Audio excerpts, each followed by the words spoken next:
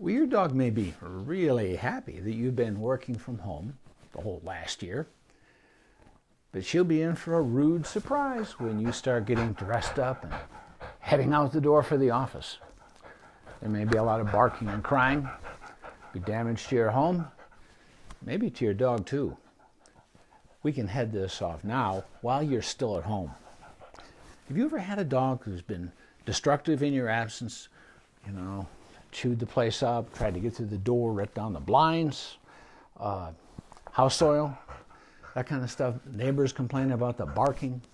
This is a really common problem, and I have a story to share with you, but I'd also like, speaking of sharing, if you would put in the comment line about your issues that you've had with your own dogs, or dogs you've known, or friends' dogs, or office mates.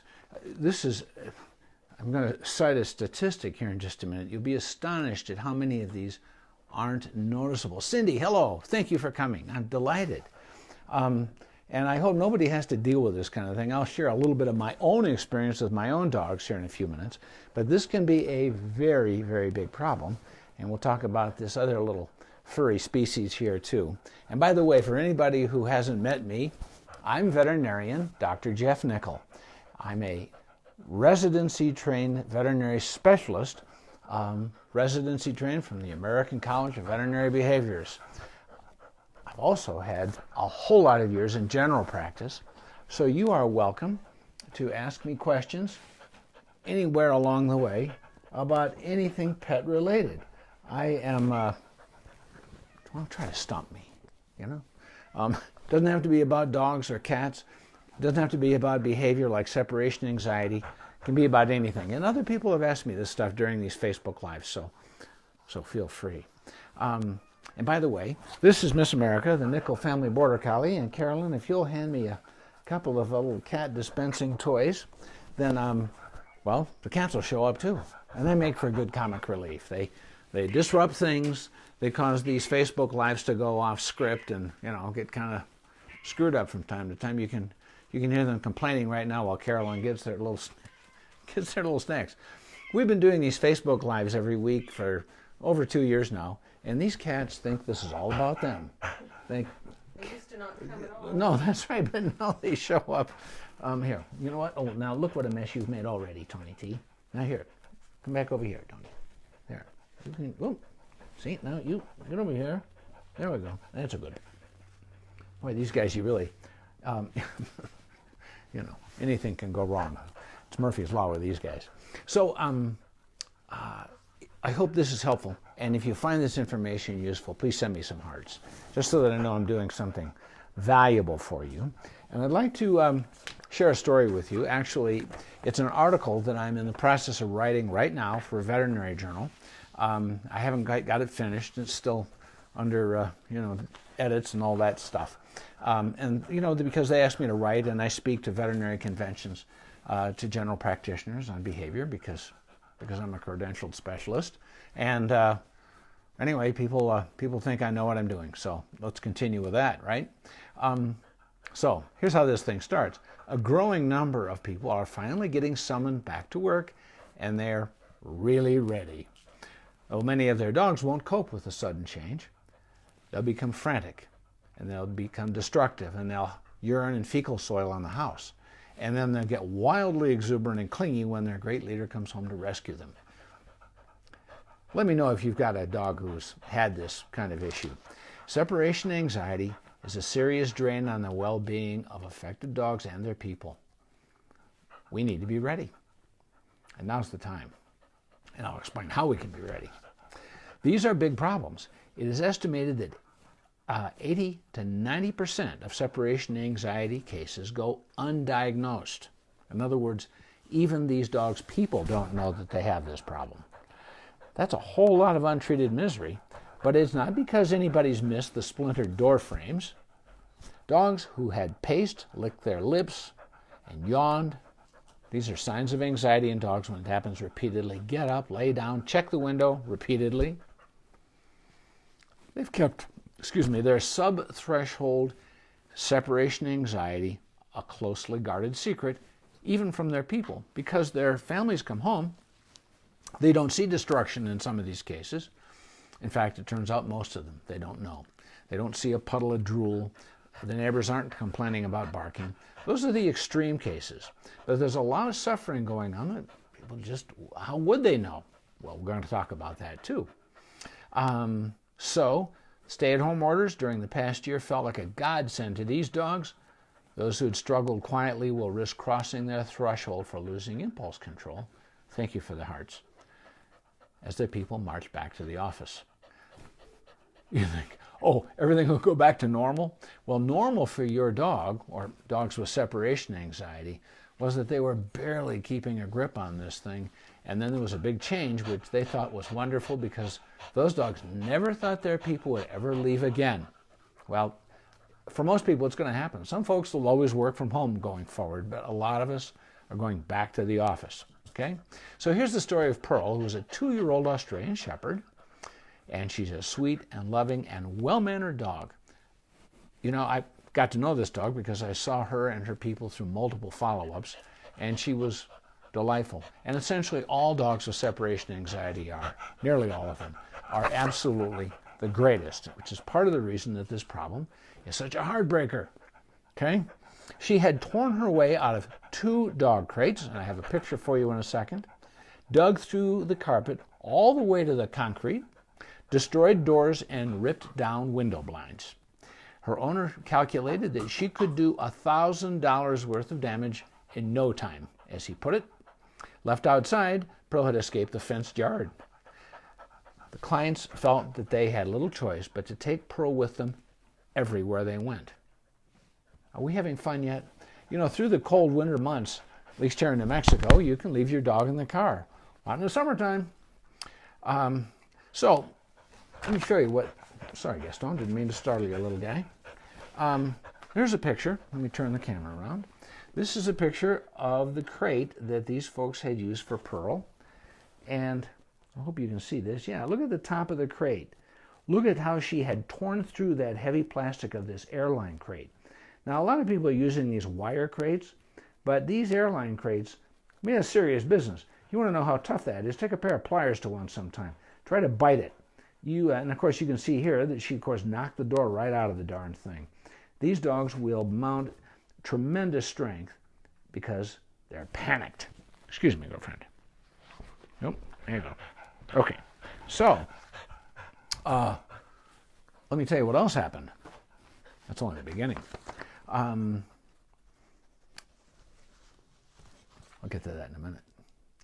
In her paper, Separation Anxiety in Dogs, What Progress Has Been Made in Our Understanding of the Most Common Behavioral Problems in Dogs, Nawako Ogata, she's a PhD and a doctor of veterinary medicine, and she's board certified as a behaviorist by the American College of Veterinary Behaviorists. Of course, I know Nawako because there aren't a whole lot of us who've survived residencies.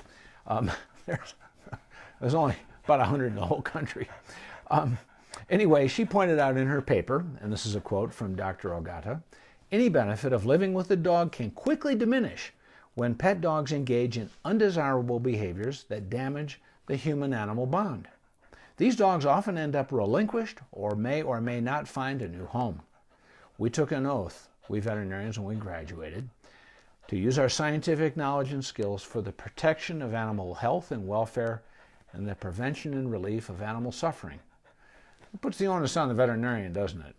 But of course, we need the pet parent too because we don't live with these pets. Well, here's an opportunity for us, isn't there? And let me explain very briefly. In my life, I've had 2 dogs with separation anxiety, and I know what I'm talking about. And by the way, this is not an all or nothing thing, and many people believe that because, you know, you have a dog, fortunately like Miss America here, who does not have that problem. We leave and come home, we don't even say anything to her, and the reason that that's important, by the way, for all dogs, is that you are giving them canine-specific leadership by making no issue at all a non-event of leaving and returning. Because in the canine social group, and our pet dogs are hardwired genetically in their little brains, not only to be domestic pets and live with us, but also to live in a feral group and survive that way. Well, every dog in the group needs to leave now and then, cross the boundary of the territory, and sniff and investigate and forage and all that normal stuff, social and survival behaviors outside the territory. And the leader does too, of course. And when the leader leaves, they don't run to everybody in the group and give them a hug and a kiss and say, drive safely. That's a human thing, okay? When the leader leaves the canine group, they just leave. And when they come back, not a big deal. Everybody in the family doesn't run up and go, oh, gee, mom and dad are home. No, they just come back. We tend to think that our pets are like little people in furry suits, don't we? And we love them that way, but in reality, they're members of a different species. And they're not children of a different species, they're adults of a different species. So if we're going to get ahead of these things, we need to give our dogs, in this case, a leadership structure that they can innately understand, that they recognize right away that is canine leadership. I can get my little arms wrapped around that. So when you leave and get back home, you should absolutely act as though you are a person who has no pets. Believe it or not, there are people like that. And you just leave and come back.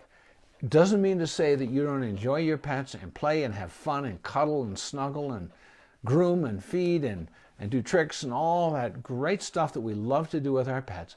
You just never associate any real relationship as you leave and return. Even if your dog has no separation anxiety indicators. It is absolutely the way they're wired.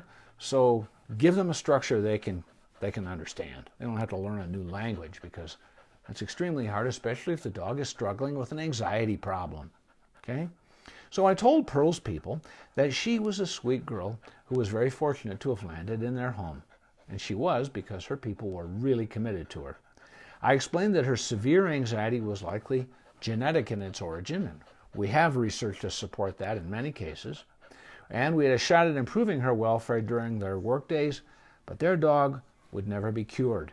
And that's an important point with these things. Many of these dogs can feel much better, and we can apply really good, consistent management, but they're prone to relapse. And that's a hard reality with these. Sometimes they will get much better, and they'll be stable and not do anything panicked or freaked out or destructive for months or years, and then suddenly the wheels fall off. And we've got to live with that sometimes. So this girl had been conditioned to anticipate rising agitation as her leaders prepared to leave work, because they watch what we call pre-departure cues. The dog watches us get ready, get dressed, eat breakfast, brush teeth, grab jacket and purse and keys and all that stuff. And they know that each step that we go through means that we're getting closer and closer and closer to abandoning them, because this is not a normal dog with normal behavior. Okay? You might think, well, that's ridiculous. I always come home. Now, that's good logic, but your dog doesn't recognize that, especially if he has a real anxiety problem. Okay? Our long-term goal would be for this dog, Pearl, in this case example, to abandon that unhealthy association and actually look forward to her people leaving. She needed a different conditioned response as she just completely let go of her overwhelming frustration. Easy to say, right? It's a pretty tall order. This is really about the neurochemistry in the dog's brain. This is not a problem that's created by the pet parent. And that's a really important point, because so often we have folks who say, I think I must have screwed this up. It must have been that thing I did when this dog was much younger. And ever since then, people take responsibility. Well, of course we have a responsibility to improve this dog's quality of life and also the quality of your house if it's getting damaged. But let's face it, people don't cause this. This is a problem in the brain of these dogs, and most of them are genetically programmed for it. Not to mention the fact that a lot of people have adopted their dogs from shelters or, adopted them as adults, and it isn't your fault. That's an important point, because many people try to fix this on their own. They say, look, I caused this problem. I've got to figure out how to straighten it out. Well, number one, if you aren't, PhD or residency trained specialist you really aren't going to know the latest in research. You can go to the internet, but frankly, a lot of that stuff is well-intentioned nonsense. Sorry about that. Don't take that kind of blame for it. Just do what, just get some help from a specialist. You're welcome to call my office if you need my help. Okay? So here's crates, right? Crates. Like that. Many people use these wire crates. They are a common tool for protecting carpets and doors and furniture but incarcerating a panicked dog is a formula for disaster. This dog, Pearl, she sustained a fracture of her upper canine tooth. Now let me show you what a canine tooth. Miss America, will you sit up a little closer for your daddy? That's a big girl. Now show people your little canine teeth. These are the fangs, right? That's what dogs use for, taking down prey, right? Yeah. And there is a bigger, stouter root above the gum line. Believe me, I've done a lot of dental work in dogs. And it's a one-rooted tooth, but it's a very strong, stout, thick root. And dogs like Pearl, in their overwhelming panic to escape the confinement of a dog crate, can fracture their teeth, and that's what she did. She fractured that canine tooth, exposing the root canal, and that was painful. Unnecessary, because that dog never belonged in a crate. It is absolutely, frankly, the wrong thing to do. Please don't do that, okay? So, of course, I referred her to a veterinary dental specialist, but I also explained very gently to her people that confinement to a barren existence worsens isolation and anxiety. You just can't do it. Well, people say, well, what are we going to do instead? Well, for starters, Pearl needed choices. All dogs need choices, just like you and I do, okay? And not the choice to wreck the house. But when she got nervous, she should be able to change her location to feel better. So what I suggest people do is install a dog door. Now, it doesn't work for everybody. Many people have a dog door into an outdoor run, but that can be just as bad because that's another confined situation. What Pearl actually needed was the entire yard. However, historically, her folks explained to me that sometimes after they'd left home, she'd jump the fence. And now they've got a dog who's loose in the neighborhood. And that's pretty unsafe, so not going to work in her case. And so what I explained to them was the doggy daycare, until she showed us significant progress, was frankly the only safe and effective way to go. Probably because most of these doggy daycare services include playtime with other dogs. They get good and tired. Boy, a lot of sustained physical exertion every day releases a lot of the neurotransmitter serotonin. That reduces anxiety. And it is true that a tired dog is a happy dog. Not that exercise solves all these problems, but it can be a pretty important part of our management. Okay. I also went on to tell them that a thorough physical exam and a lab profile to include a stool exam and a urinalysis would be really important to understanding what else might be going on with this dog. And here's why. Many of these dogs are going to be fecal soiling and urine soiling in the house. Well, we can have very clear evidence that a dog has separation anxiety, but does that necessarily mean that urinating indoors or that defecating indoors is related to the behavior disorder? Oh, very commonly is. But what if it's related to intestinal parasites or a bladder infection or a bladder stone? And we don't know that, and we get all the rest of the anxiety symptoms improved, and there's still house soiling. Well, let me tell you something else about that. Not only do we still have a problem that we think that is part of the behavior and maybe actually part of a different physical system than the brain, well, in fact, if you have a dog who has discomfort in the gut because of parasites, for example, or discomfort in the bladder because of an infection or a stone, that worsens anxiety itself. So eliminating, first identifying obviously, and then eliminating these problems elsewhere in the body, really important. So a good thorough physical exam, listening to the chest, palpating the abdomen, checking the joints for arthritis, poor range of motion, that sort of thing, the eyes, the ears, itchy skin, smoldering ear infections, anal gland problems, the kind of stuff that many people might not notice. Dog may be scratching a lot when it's home alone and adding to its anxiety. A good veterinarian finds all of that stuff and gets our arms around every bit of it, and that makes a difference in improving a dog's anxiety, because when they feel better physically in other ways, anxiety diminishes. Really important part of the whole thing. I also told Pearl's folks I wanted some video. I wanted them to aim their surveillance camera or their smartphone if they want to. You can, for like $7, you can get a little tripod that sits on a desk you can put your smartphone in. Walk out the door, act as though you have no dog, get in the car, drive to Starbucks, get a cup of coffee, come back. Walk back in as though you have no dog. And then you've got, what, 10, 20 minutes worth of video, and you can then send it to your veterinarian. You can send it to, you can put it on my Facebook page, by the way, and you can, I'd be happy to comment on it. And what we're going to look for is those subtle indicators, that pacing, restlessness, that scanning, looking back and forth, checking the window, things that would have nothing to do with excessive barking that the neighbors would notice or damage to the house necessarily. But where the heck does this dog stand? And in fact, I told Pearl's folks I wanted them to shoot 10 minutes, 15 minutes of video once a month during an absence. And I want them to send it to me, because we can improve this dog's behavior.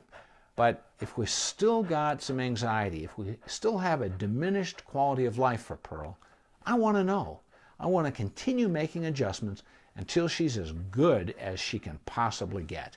We want this dog not just to do better, but we want her to do as well as she can possibly be. Okay? So I also told them that I wanted her to have a reliable structure. Every day, I wanted her folks to get up, let her outside to eliminate, let her back in, feed her, take her for a walk, get her as tired as they could, and then leave. Okay? But as they left, I wanted them to put, excuse me, Tony, let me show you this, a food toy. I show these often in these Facebook Lives. Lots of different kinds of food toys. The best ones are the ones your dog likes. This is one of the ones I recommend because you can put dry or canned food in it. The insides are kind of hollow. I like to especially put canned food, and you can adjust how difficult it is for the dog to, work it loose and get the food out. It's got this funky shape, so it's challenging. And if you put canned food in it and put it in a Ziploc and freeze it overnight, in the morning you take it out of the bag and put it on the floor. And if the dog does not have access to food from a bowl ever, and it has to forage every day, whether it's a work day or not, that dog focuses its brain on survival, just as it would if it were a free living dog. That's normal. I think are good and tired. And they're not wringing their little paws, oh my goodness, when's my person going to come home? Okay, so it's more than just keeping the dog occupied, but keeping the dog occupied is a big part of it. Okay, so get rid of the dog food bowl.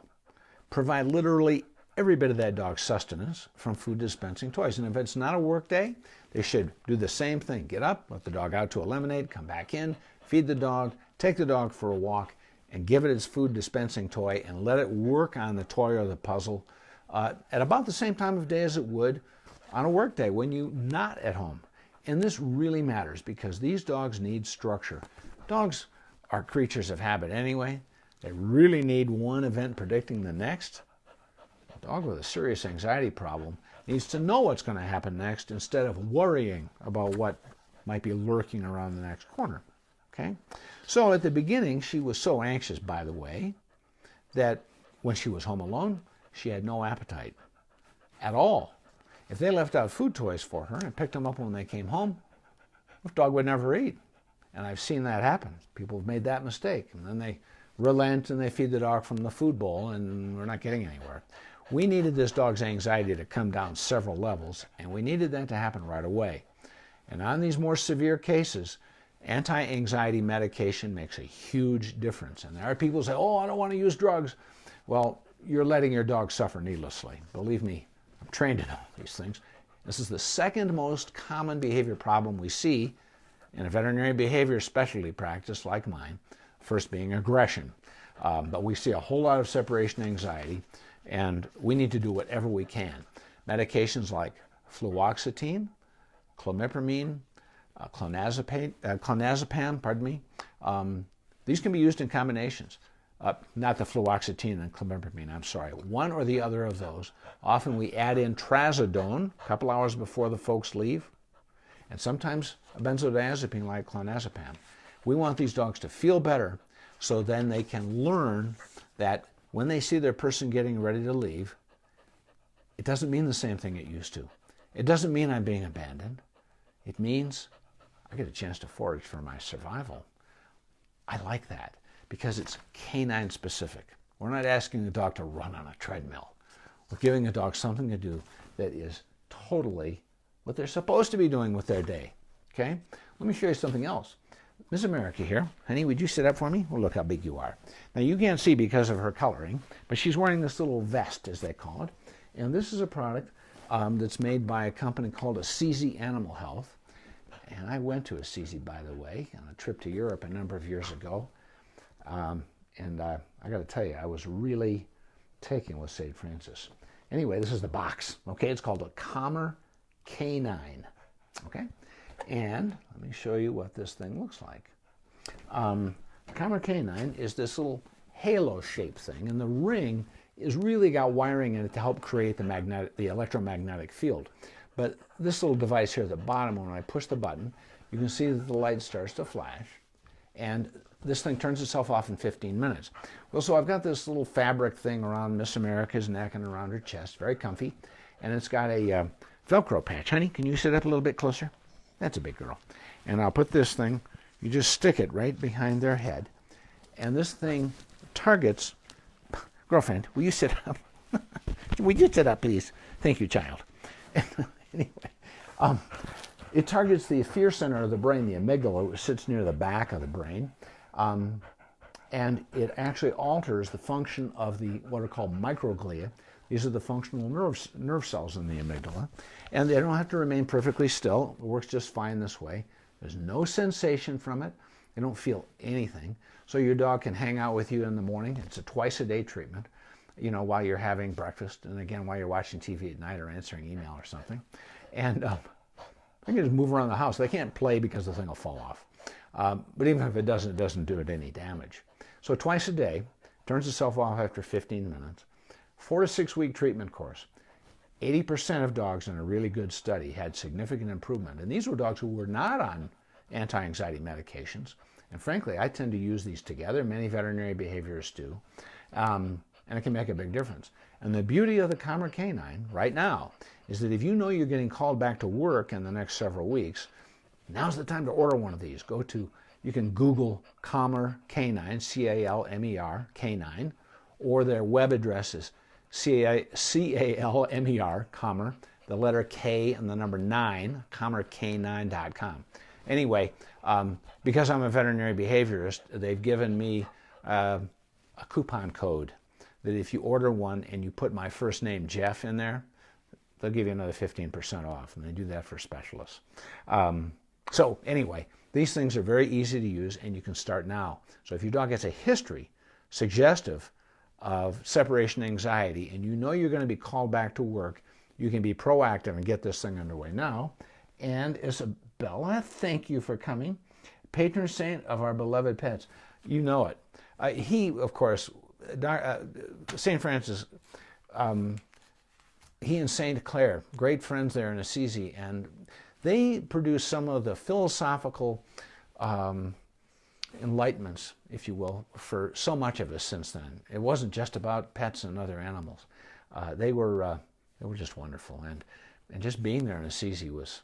I didn't want to leave. I was there for like 3 days. I just couldn't stand it. I just sat there and I walked around, and I felt St. Francis's presence. You know, the spirit does live on, I think. In fact, I know it does.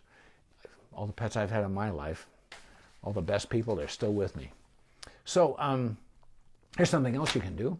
This is a pheromone called Adaptal, and this is looks like a room freshener. You plug it into a wall outlet, and it has a calming effect. Dogs who are indoors, you can plug it into a wall outlet in the same room where they're going to be. It also is available as a collar, so it goes with the dog wherever they go. And there are people, of course, that say, gee, my dog has separation anxiety, And, well, I tried that and it didn't help. Well, if your dog has a severe problem and you add something like this, you're not going to notice a difference. It's not that this thing isn't valuable, but there's a whole lot that we have to do for many of these dogs. And yes, this is one helpful component among many, but I would certainly not overlook it. Here's something else that you can do. This is music that was developed scientifically to be in synchrony with the alpha waves in a dog's brain. Let me see if you can see that. There it is. Through a dog's ear. And just go to their website, Through a Dog's Ear. They have Through a Cat's Ear as well. And it's very pleasant music. You can have them send you the CD like this, or you can download it onto your computer. And this is helpful. This promotes alpha waves, calming waves in the dog's brain. Again, by itself, not going to hit the ball over the fence. But as a part of the whole thing, it can be extremely valuable. Yes, I'm from Rome and went there a few times. Assisi is a lovely little city. Miss America would enjoy it. Yeah, she certainly would. I know she would. So, almost done with the story of Pearl here. So, behavior modification has an important place. It isn't just about management changes like the food toys and Through a Dog's Ear and doggy daycare and the calmer canine. That's therapeutic, of course. Medications are therapeutic, of course. But the dog needs to also have additional help in abandoning some of their dysfunctional old habits, such as becoming increasingly anxious as they watch their person getting ready to leave. That needs to come to an end. You absolutely, completely ignore as you leave and completely ignore as you get back home. Reason? Because dogs regard any response from their leader, however subtle, as a validation of their behavior and of their emotional state of that moment. So if your dog is ramping up its anxiety as you're ready to leave, or just over the moon, overjoyed as though she hasn't seen you in 2 years when you walk in the door 8 hours later, that's not normal, right? And you respond, even a little. Your dog feels like, well, I had every reason in the world to be anxious, and not only that, I just got a reinforcer. They regard every tiny, subtle response from their person as a reinforcer for their behavior and their emotional state of that moment. So if we don't want anxiety, we have to stop responding to it. By itself, that's not enough to make it go away, but that's really an essential component. You can do all this other stuff right, but if you continue to inadvertently reinforce your dog because you love him and you hate to see him miserable, so as you're leaving and you know how ratcheted up he is, you're fine, don't worry, hugs and kisses. It's not a person. Different species. Has the wrong effect on dogs. And the same when you get home. Just like a real canine leader would, you walk out the door and you come back as though it's a non-event, which it should be a non-event. Okay? So you do that, but you also, at other times when you're at home, you can teach your dog, hey, none of this matters. So that's where the desensitization part comes along. So you then have your dog, have your person, if your dog has got this problem, you can go along and just touch your keys gently from time to time, or grab your jacket, or your purse, or your briefcase. The kinds of things your dog would notice as you're getting ready to leave and go, oh my goodness, right? And you don't do it much. You take a quick glance at your dog when you do these desensitization repetitions at any time when you're at home. That dog's arousal must stay low when he notices you touching these things, okay? Because if you notice that dog ramping up, then you need to back way off on how much you touch that item. Or even if you actually touch it at all, you may just get close to it. And gradually, you may handle it a little bit more, glancing quickly at your dog to say, are we okay here? Yeah? Because if the dog reacts with arousal, then all we're doing is repeating and practicing and rehearsing, and those neural circuits get stronger. And they are neural circuits we need to abandon, because these dogs need to let that nonsense go and instead say, "You're leaving, aren't you? And I know the drill. I don't have a dog food bowl anymore. I have food toys and puzzles of various descriptions, and that means that they're about to land on the floor. So here's your hat. I think I hear your bus." That's what we want your dog to be going through its brain as you're getting ready to go. Okay? There's also things like independence training, graduated absences. These all have value, but they take an enormous amount of time. So we sometimes recommend those to people, but we get the other fundamentals in place first. So, anybody have a dog who does this stuff? You're welcome to give me some details here or ask me any questions you want. So, by the way, if you're watching this and you find that this is interesting, but it doesn't really apply to your dog, my bet is that somebody at your office or one of your friends has a dog who's got this problem. So never hesitate to share this with people. Send them to my Facebook page or to my YouTube channel, because this is going to go there, and that is Dr. Jeff Nichol, Nichol, DVM at YouTube, or you can just put Dr. Jeff Nichol on YouTube and you'll get there. And you know, here's the thing. You are welcome not only to share this video, but to subscribe to my website. If you go to my website, which is drjeffnichol.com, no S on my name, Nichol, at the bottom of the homepage, you can subscribe. Costs nothing. And every Tuesday morning in your email box, you will get my weekly Facebook Live, plus my weekly media blog, which is also my column in the Albuquerque Journal that's published the preceding Friday. Almost always a question answer, but sometimes I just put information. You know, for several weeks ago, I wrote an article about, do cats and dogs catch coronavirus, COVID, and can they expose people to it, and are they a threat? There's a lot of research on that. So, you know, there's a lot of timely information. And so if you want that stuff, automatically, you can just subscribe to my website, drjeffnichol.com. And by the way, when you do, I will send you at no charge my pet first aid and CPR guide, worth printing out just in case. In fact, next week on the Facebook Live, the Thursday of next week, be a few days before Easter, and I'm going to talk about what are the toxins at home, plants, lilies, chocolate bunnies, you know, all that stuff that pets can get into. We're going to talk about that and what we ought to be doing about that. Let's see here. Oh, Heather, wonderful, thank you. Cats can cats and eats blankets and pillows. Oh, gee, you know, they'll do that. And also have a dog door, but my 10-month-old eats rocks and cement pieces. So Heather, let me ask you. You know, it's a 10-month-old puppy, and boy, if it isn't nailed down, it's a toy, right? So here's the question. Does that puppy swallow that stuff? And there's a difference. So put that in there if you don't mind and let me know. And I will advise you on that. So, cats. Let me talk about those little rascals. I have no cats. Oh, here comes Gaston. He says, I hear a cat treat. Here you go.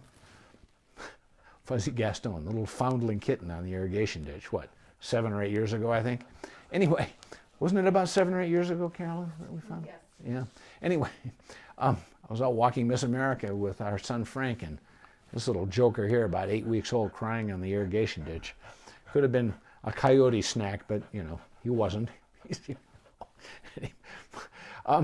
So cats can get separation anxiety, and people don't realize that because the neighbors don't complain about them barking.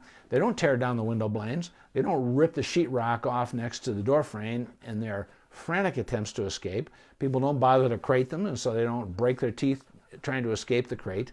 How do you know if a cat's got separation anxiety? Well, the most common behavior disorder in cats is house soiling. And there can be a number of reasons why it happens. But if your cat urine soils only when it's home alone, you may have a problem with separation anxiety. And a video is a wonderful thing. If you don't have a surveillance camera system at home, then prop up your smartphone against a couple of books or get a $7 or $10 desktop tripod on the internet, on Amazon, and get some video of that cat and see what that cat's doing. If you have a cat or a dog who's behaving really any way differently while you're gone, than when you're at home. Well, there's a reason for that. And the difference is sort of, you ain't there. And cats certainly can benefit from treatment for separation anxiety. We don't use the same behavior modifications, but we can feed them exclusively from food, toys, and puzzles. Lots of different ones, some made for cats, some made for dogs, and they don't care. And other, what we call environmental enrichments for cats, and sometimes anti-anxiety medications. Sometimes we use supplements for cats and dogs, depending on the severity of the problem. It all needs to be custom fitted to the individual. We don't say, oh, separation anxiety, this is what we do, go down the list. No. We want the best results custom fitted to the individual. But here's to me, one big takeaway and one big reason that I decided to specialize in behavior medicine after many years in general practice with, hit by cars, heart disease, intestinal disease, liver problems, everything else, spaying and neutering and vaccinating, everything. I went with behavior because empathy and kindness, what a great opportunity to extend those things. And not just to the pets, but to their people too. And that goes for any of us who's part of this conversation right now. Even if your dog or cat doesn't have any indicators of separation anxiety, even if you shoot some video and find that, well, that pet's just as cool as a cucumber while I'm gone, I'll bet you know somebody whose pet's a little wiggy when they're not there. And you have an opportunity, as I do in my work, to say to people, it's all right. No, you didn't make a mistake. And there are ways of helping this pet feel much better. And we can all do that. I mean, who among us has never been made fun of or ridiculed at a time when we're feeling less than adequate, when we've made a dumb mistake, and people seize the opportunity to get on a power trip? How does that feel? But I'll tell you something else. In my life, I've encountered people who, when I've screwed something up, said, it's all right. Hey, you'll learn something. It'll be all right. And you move on. And I never, ever forget a kindness. There's just not enough of it, is there? And we've all got that opportunity. And not just with our pets, but other people regarding their pets. The trouble with being a pet parent and the problem with being a veterinarian sometimes is there's a lot of folks out there who just don't get it. They never had pets. They're not going to. We're not going to change them. It's all right. But if you share that you are very sad about the loss of a pet, or a pet who's really sick, or a pet who's doing $1,000 a day in damage like Pearl, the Australian Shepherd, did, there's a lot of people who think you're ridiculously nutty for even keeping a dog like that. Well, you're not. You have empathy for that pet. You love that pet. And I'm with you every bit of the way. And we can make a difference in almost every case, almost every one, to the extent that we throw ourselves on these things every chance we get. So thanks for sharing a little time with me here. And let me see if there are any other questions. Pillow and the blankets, but no. Does he eat the rocks? Swallows those rocks? Like, I'll tell you, some of these dogs, they will vomit the rocks. Sometimes you'll see them in the dog's stool. I had one case, it was a boxer, who came in with the complaint of eating rocks, and when I did my physical exam on that dog's abdomen, Heather, I could feel the rocks sort of like a bean bag. You squeeze a bean bag and you can feel the beans kind of mushing against each other. That's how many rocks were in this dog's stomach.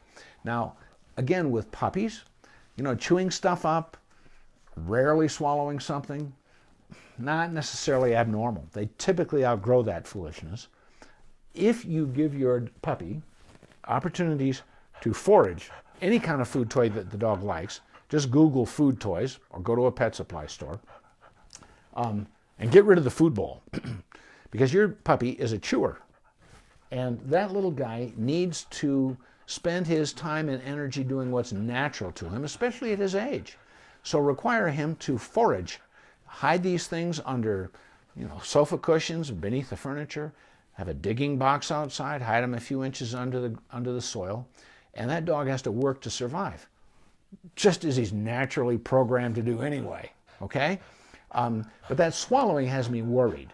We have very sound research that shows that dogs who swallow junk and dogs who lick surfaces excessively, could be the floor, could be clothing, could be their person's skin, could be rocks, but dogs who lick excessively and swallow junk, almost anything, many of those dogs suffer from chronic nausea and for intestinal physical problems in the intestines. And there's a new test, by the way, that your veterinarian can submit. These cases don't all have to have endoscopic biopsies. They don't all have to have ultrasound evaluations. There's a test called IBD, that stands for inflammatory bowel disease, CE, which is chronic enteropathy, where you can just ask your veterinarian to submit to the lab a blood test to help diagnose internal intestinal disease. And it doesn't just say yes or no, the dog has it, but it can quantify it or categorize it, one of 3 different types that have different treatments. And very often, that's all that's needed. But I would not waste time with that, Heather, because, again, in my years in general practice, I've done more surgeries than I care to count on dogs who swallowed stuff, and I had to go in and remove it from the intestine to save a life. Okay, we do that, and I go home, and they're better, and they're ready to go out and do it again. So why is that happening in the first place? And it may be purely behavioral, but it also may be an intestinal problem. So we always look for the other physical stuff first. Let's see, who else? But the rocks, yeah, that worries me. Cement pieces, yeah. 3 weeks ago, puked up 3 cement pieces and rocks, and then had to go through his stool and found another 10. Yeah, I'm getting worried, Heather. So yeah, your general veterinarian needs to get on this thing. And x-rays are great, you can see them. But we need to figure out, okay, why is this happening? And don't waste time. Because I've known cases where people didn't quite recognize the signs, and the dog went ahead and had a perforation of its intestines, and those pets can die from that problem. The indicator typically that you have a problem right now is that a dog who eats pretty consistently suddenly stops eating. They usually feel pretty badly too. But that sudden end to the appetite, we think intestinal obstruction right away. Okay? So, please don't waste any time. And speaking of time, take the time to build a foundation of trust and choice and freedom for your pets. Because dogs and cats, just like people, can get obstinate if their leader only wants their needs met. Pets can learn anytime in their relationship with us that they can trust us not to intimidate them. Thank you again for being here. Miss America says thank you. The 2 boy cats are not here because the treats are gone. What can I tell you? Miss America will sit here all day, but cats, they've got to have food. So have a great evening, and I hope everybody gets a chance to have vaccinations. Thank you for the thumbs up. And Miss America, say goodbye to our friends. Can you sit up and say hello, say goodbye? She's still wearing her little Commer canine. Truth is, she doesn't need it, but I get these things from these companies because they're valuable and they want me to show it to people. And of course, you can order these. And by the way, the Commer canine is the only medical device I've ever heard of with a money-back guarantee. Yeah, really. If you don't think it works, send it back and they'll return your money. So anyway, commercanine.com. Thank you.